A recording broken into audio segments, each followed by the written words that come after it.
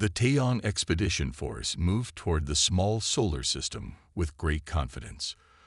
Fleet Commander Juwu stood tall on the bridge of his flagship, looking at the stars ahead. He had led his forces to victory 17 times before. This world called Earth seemed weak and easy to conquer.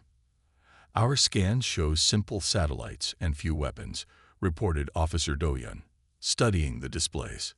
The third planet has the most life signs. Juwu nodded, pleased with this report.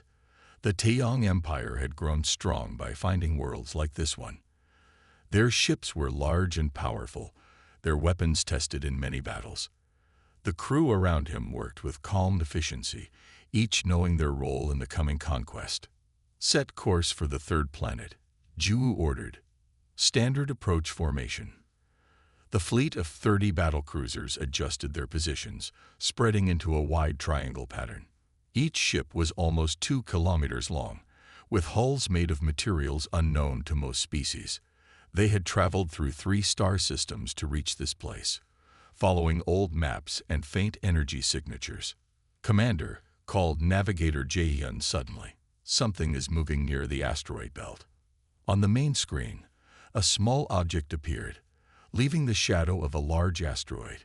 It moved with purpose, adjusting its course directly toward the Taeyong fleet. Magnify, ordered Juwu, curious but not concerned. The image grew larger, showing a single vessel. It was smaller than their battle cruisers, but had a sleek design unlike anything in their records. No obvious weapons were visible on its hull, though several sections seemed designed to open. A defender? Asked Juwu, almost amused. 1 ship against 30. Lieutenant Hyunki studied his readings with growing concern. Commander, this vessel is giving off energy readings that don't match our records. Its power core is unusual. It's just 1 ship, Juwu said dismissively. Perhaps it's their best technology, but it cannot match our fleet. The human ship, now identified in their systems as HSS** Vigilant**, continued its approach at a measured pace. It made no aggressive moves but positioned itself directly in the fleet's path. They are either brave or foolish, remarked Juwu. Open communications. Let us inform them of the honor we bring them by making their world part of our empire. Communications Officer Minji activated the translation systems and opened a channel. Channel open, Commander. Juwu stood straighter, adopting the formal posture used for first contact situations. This is Fleet Commander Juwu of the Taeyong Empire. Your world has been selected to join our great society. Surrender your defenses and prepare to welcome our arrival. Resistance is unnecessary and will only cause suffering. For several moments, there was no response. Then a simple text message appeared on their screens. Unknown fleet, you have entered Human Alliance space without permission. Stop your advance immediately. Further movement will be considered hostile action. Juwu laughed, and several officers joined him. They think they can give us orders, with 1 small ship. Should we destroy it as a demonstration? Asked Weapons Officer Taehyun, his fingers already moving toward the firing controls. No, said Juwu after a moment's thought. Let us be generous. Send another message. Tell them we will accept their immediate surrender and will allow their leaders to maintain some authority under our guidance. As Minji prepared this message, Sensor Officer Jisoo frowned at her displays. Commander, the human vessel is deploying small objects. They are moving toward our fleet in a pattern. Weapons? Asked Juwu, still not concerned. Unclear, Jisoo responded, her voice showing the first hint of worry. They're too small for normal weapons, but they're producing energy fields I don't recognize. On the main screen, they could now see several small devices, each about the size of a transport shuttle, spreading out in a net-like formation. They moved with precision, taking positions around the outer ships of the fleet. Primitive missiles, Juwu said with a shrug. Prepare point defense systems, but don't waste main weapons on them. Lieutenant Hyunki looked up from his station with real alarm. Commander, these devices are generating quantum field distortions. Our shields aren't designed to. His words were cut off as the first of the human devices activated. A strange ripple seemed to pass through space itself around the nearest Taeyong vessel. For a moment, nothing seemed to happen. Then, silently, the massive battlecruiser Swift Victory simply vanished. In its place was a perfect sphere of absolute darkness that collapsed in on itself within seconds. What just happened? Ju demanded, his confidence shattered for the first time. Before anyone could answer, 2 more ships disappeared in the same manner. On other vessels, crews reported systems failing as invisible waves of energy passed through their shields as if they weren't there. Emergency evasive action. Ju shouted, but it was too late. 5 ships were now gone, and several more drifted powerless. The main screen flickered, and a human face appeared. A female with short dark hair and calm eyes looked at them without fear or anger. This is Captain Elena Reyes of the Human Systems Alliance. The devices you just witnessed are our first-tier defensive countermeasures. They represent approximately 5% of the Vigilance combat capability. Silence fell across the bridge as this information registered. 5%. We have no desire for conflict, the human captain continued. But make no mistake, we will defend ourselves with all necessary force. You have 30 minutes to withdraw from this system.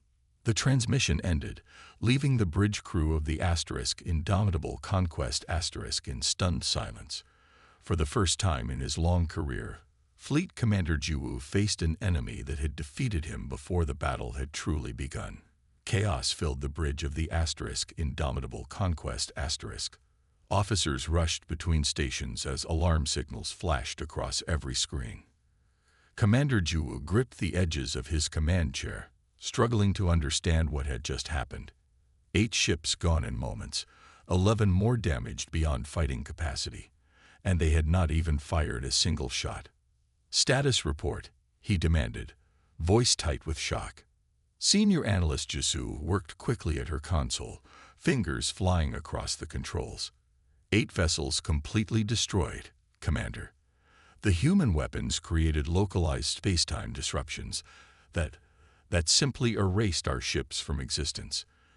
11 more report critical systems failures. Their shields and engines are offline. The surviving ships of the fleet had scattered, breaking formation in panic. Some had already begun retreating, without waiting for orders. Stop that retreat, Ju shouted. No Taeyong ship flees without command. But his words carried little weight now. On the main screen, the human vessel Vigilant remained in position, seemingly unconcerned by the disarray of the once mighty Taeyong fleet. They could destroy us all, said Lieutenant Kunki, quietly. Why did they stop? Jisoo studied her readings with growing wonder. The human weapons are extremely precise. They targeted only our outer vessels. This was a demonstration, not a full attack. The communication system chimed again. Captain Rice appeared on screen, her expression calm and professional. Commander Jiwoo, I understand you need time to assess your situation. I will repeat, we have no desire for conflict, but we will defend our territory. You have 26 minutes remaining to withdraw. The screen went dark before Jiwoo could respond. Send orders to all ships, he said after a moment. Fall back to defensive positions. No one fires without my direct command. As the remaining Taeyong vessels regrouped, Jiwoo called his senior officers to the war room. They gathered around the central display table, faces grim and postures stiff with shock. How did our intelligence fail so completely? Jiwoo asked, looking at each officer in turn. Military strategist Minho gestured to the holographic display showing the human ship. We based our assessment on their visible technology, Commander. Their orbital stations, satellites, and planetary defenses all suggest a civilization just beginning to venture into space. But this vessel, he shook his head. This suggests a completely different path of development. Perhaps they received help from another species, suggested Weapons Officer Taehyun. No, said Jisoo firmly. The technology signatures are unique. Not similar to anything in our database. This is their own development, but it followed a path we didn't anticipate. Juwu paced around the table, mind racing. The Taeyong Empire had never retreated from a conquest. Such shame would be unbearable, but continuing this fight seemed suicidal. Can we match their weapons? He asked. Taeyun shook his head. Not with our current systems, Commander. Our shields are designed to stop energy and physical projectiles. These human weapons somehow bypass those defenses completely. They appear to manipulate the fabric of space itself. The room fell silent as the implications sank in. Their mighty fleet, the pride of the Empire, rendered helpless by a single human vessel. They could have destroyed us all, said Minho thoughtfully. But they chose restraint. That's unusual. Weakness, snapped Juwu, but without conviction. Or confidence, countered Jisoo. They know their superiority is so great they can afford to show mercy. The strategic display updated, showing the human ship had not moved. It simply waited, its position blocking the path to Earth. We have 18 minutes before their deadline expires, reported Executive Officer Donga. We should consider our response carefully. Juwu stared at the image of the human vessel, so small compared to his flagship, yet possessing power that made a mockery of their fleet's strength. His entire career, his standing in the Empire, the future of this expedition, all hung in the balance. Prepare a communication, he said finally. I will speak with this Captain Rice again. When the human captain's face appeared on screen again, Juwu had composed himself. He stood straight, maintaining the dignity expected of a Taeyong commander. Captain Rice, this is Fleet Commander Juwu. Your demonstration was informative. I propose we discuss terms rather than continue this conflict. The human's expression remained neutral. I'm authorized to engage in preliminary discussion, Commander. However, as a show of good faith, your fleet must withdraw to the outer boundary of this system. Juwu felt his pride sting at the demand. Half our vessels will withdraw. The remainder will maintain position as a matter of imperial dignity. Captain Rice appeared to consult with someone off-screen before responding. Unacceptable. However, we will permit 3 of your vessels to remain at the current perimeter while the rest withdraw. This is not negotiable. The commander felt the weight of this moment.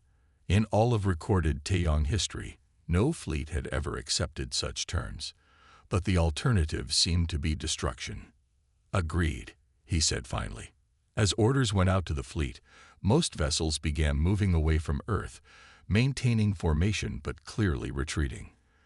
Only the flagship and 2 escort vessels remained, facing the solitary human ship across the emptiness of space.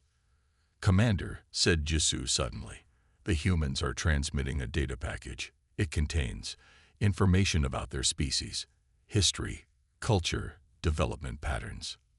Why would they do this? Asked Minho with suspicion. Jisoo read the attached message. To prevent further misunderstandings, they say. Juwu considered this unusual gesture. In all his years of conquest, no species had ever tried to explain themselves rather than simply fight or surrender. These humans were proving to be unlike any adversary the Taeyong Empire had ever faced. Begin analysis of the data, he ordered. I want to know exactly what we're dealing with before our next communication. As the information began flowing across their screens, a disturbing realization formed in Juwu's mind. The humans weren't just technologically powerful, they were fundamentally different in their approach to conflict. And understanding this difference might be the key to the Taeyong fleet's survival. Juwu stood in the emergency war chamber of the Indomitable Conquest surrounded by his remaining senior officers. The holographic display in the center of the room showed their current situation in stark detail. 8 vessels completely lost, 11 severely damaged, and the rest of the fleet now retreating to the edge of the solar system. Begin analysis, Juwu ordered, his voice steady despite the turmoil he felt inside. Senior Analyst Jisoo stepped forward, activating the main display. A stream of information from the human data package flowed across the screen, automatically translating into Taeyong script. Our intelligence was catastrophically wrong, she stated, highlighting comparative data points. Human technological development has followed a completely different path than our predictive model suggested.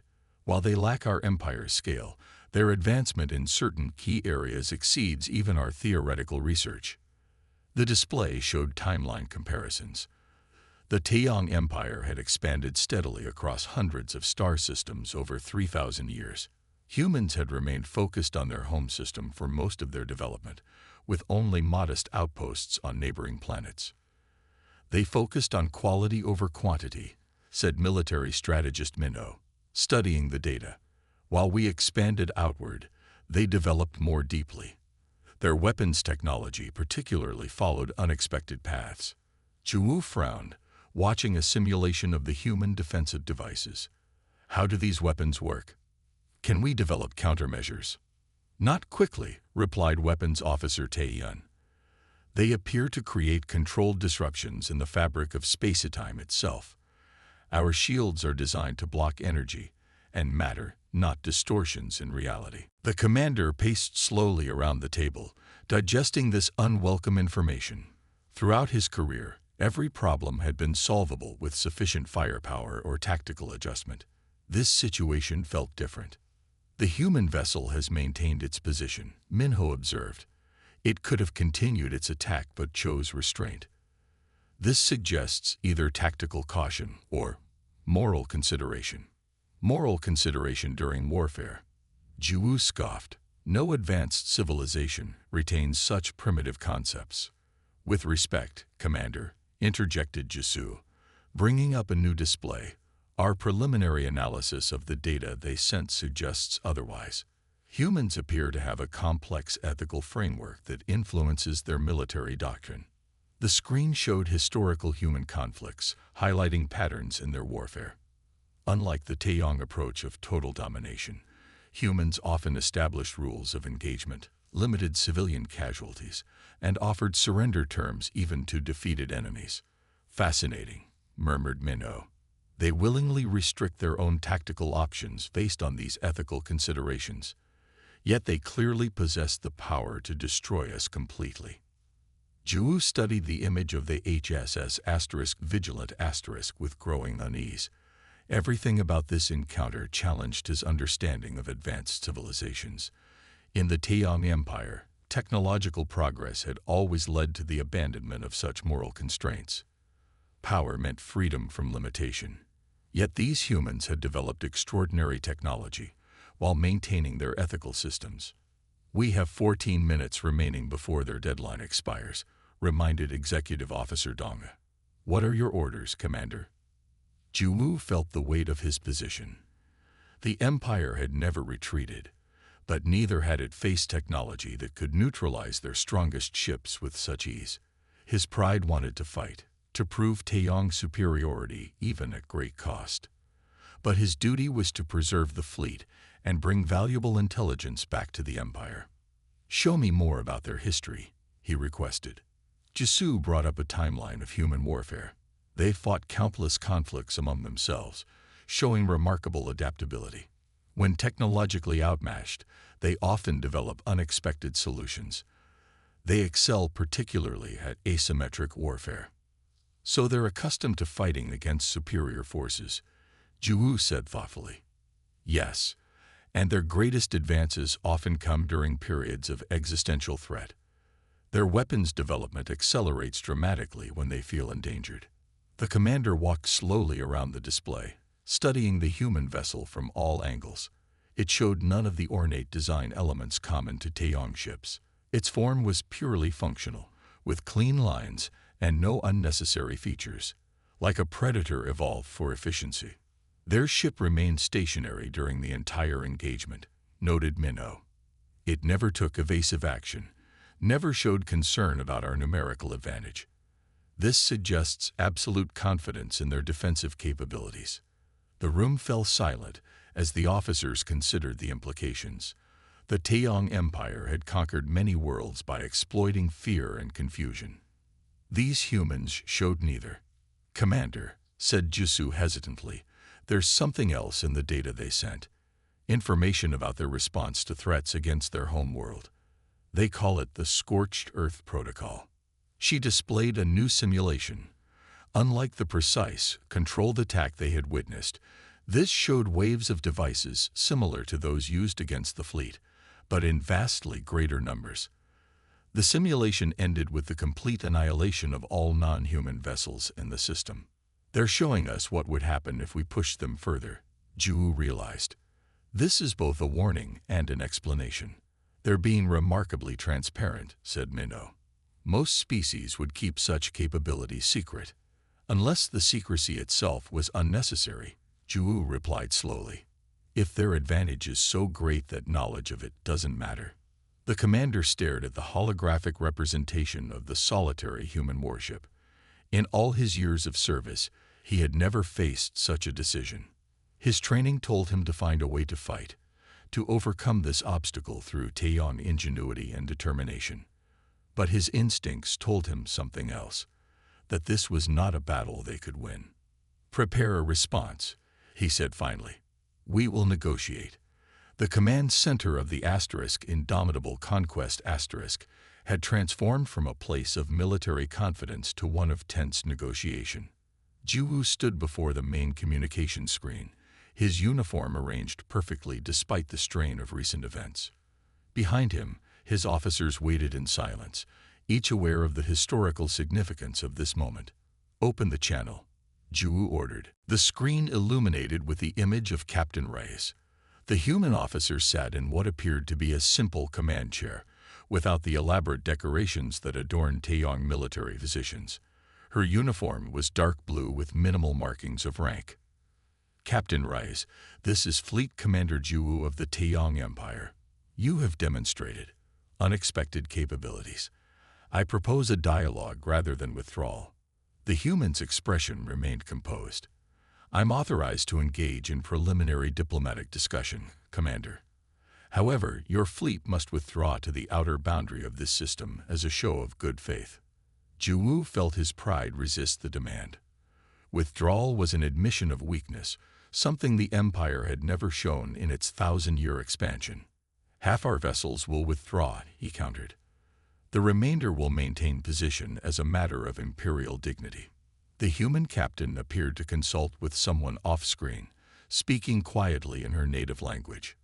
When she turned back to the screen, her expression had hardened slightly.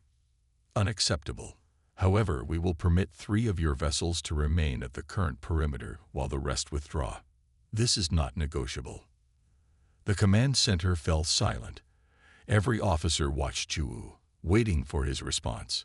In all of Taeyong history, no commander had ever accepted such terms from an adversary.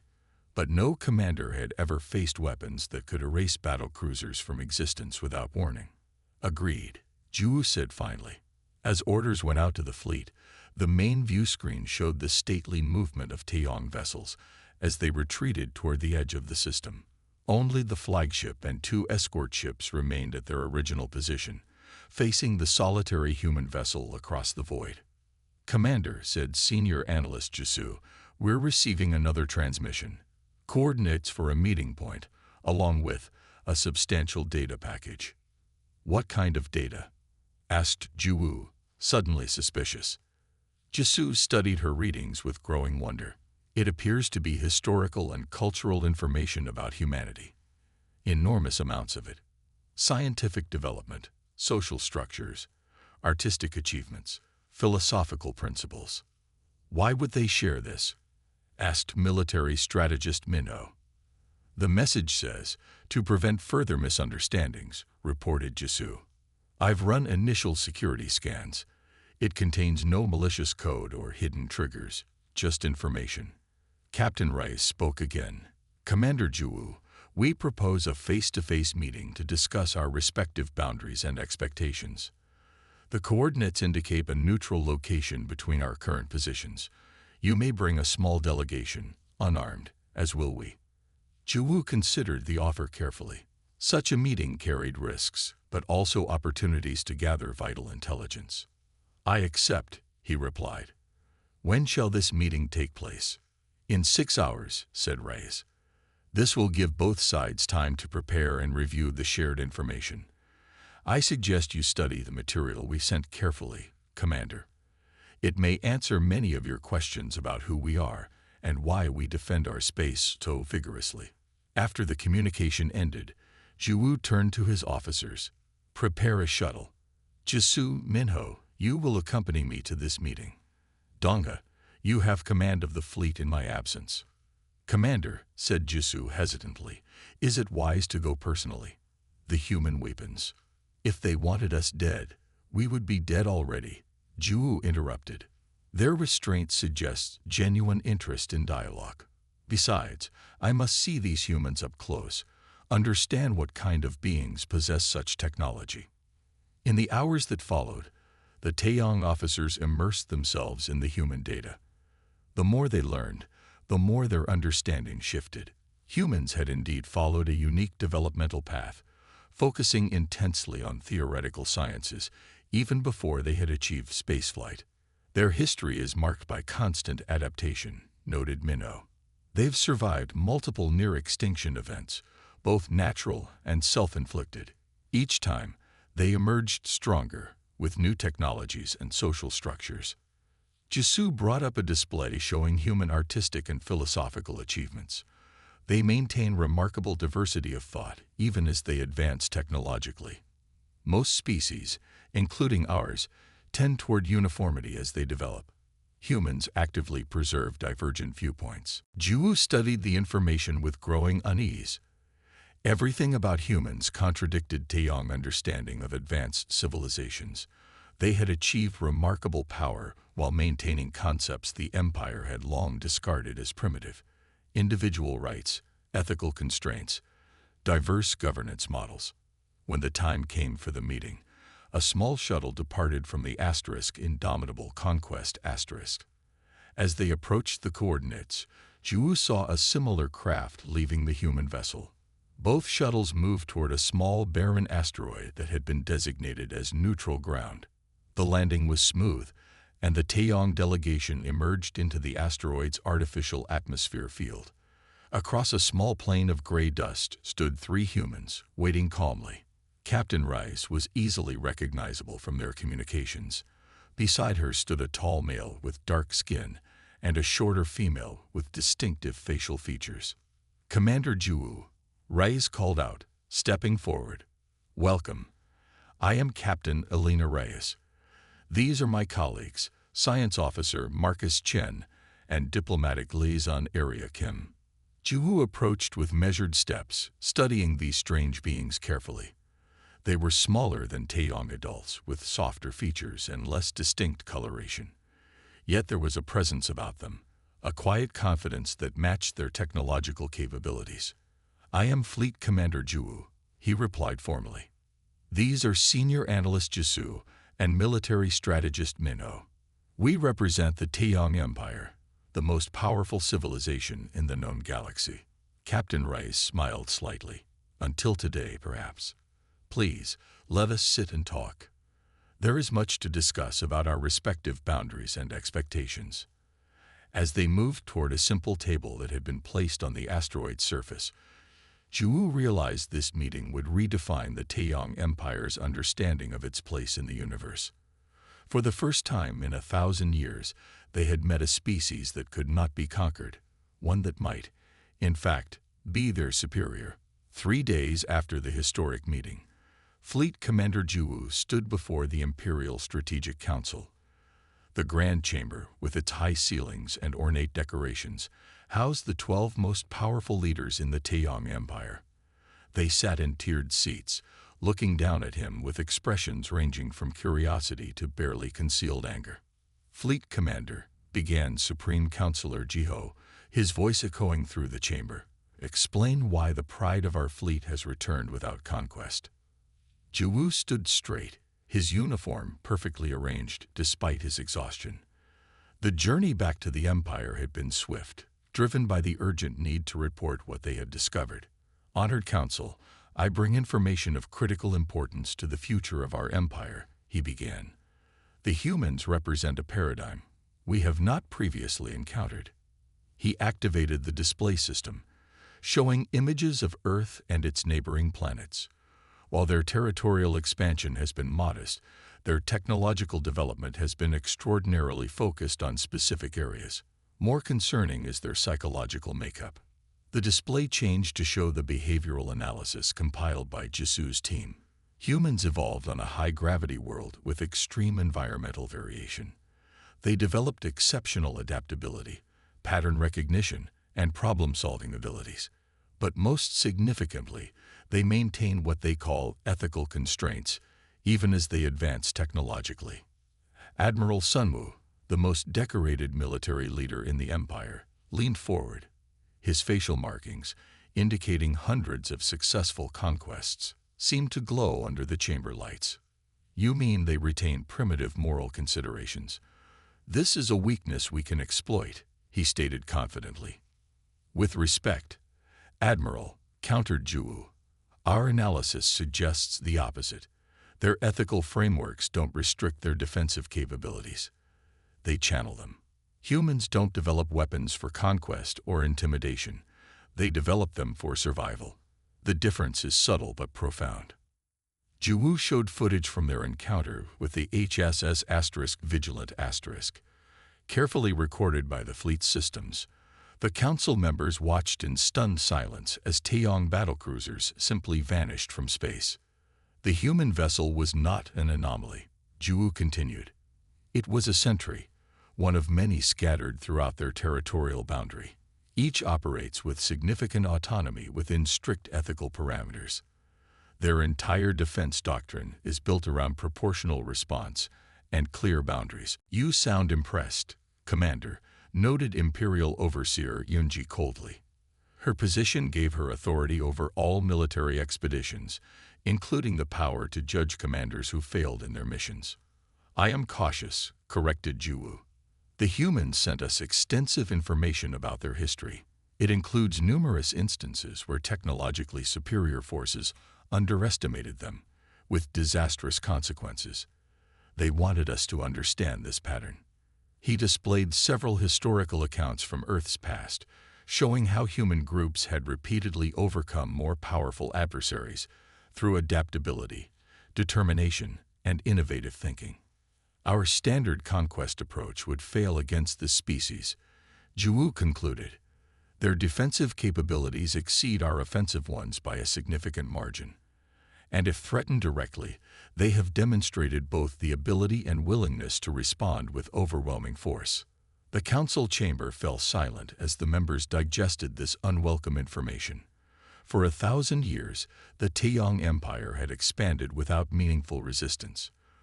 Their military doctrine was built on the assumption of eventual victory, no matter the initial cost.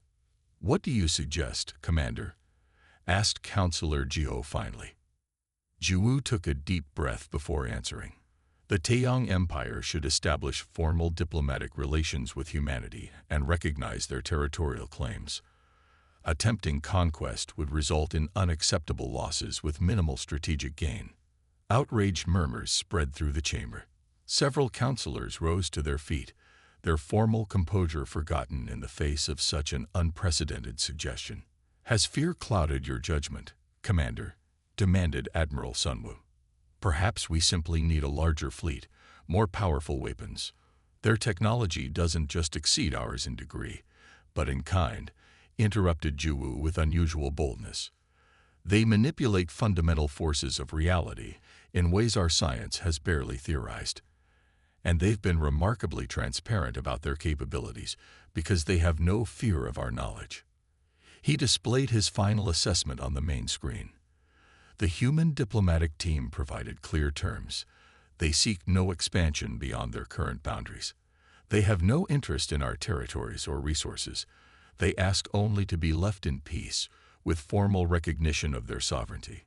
And if we reject these terms, asked Imperial Overseer Yunji. Juwu's expression darkened.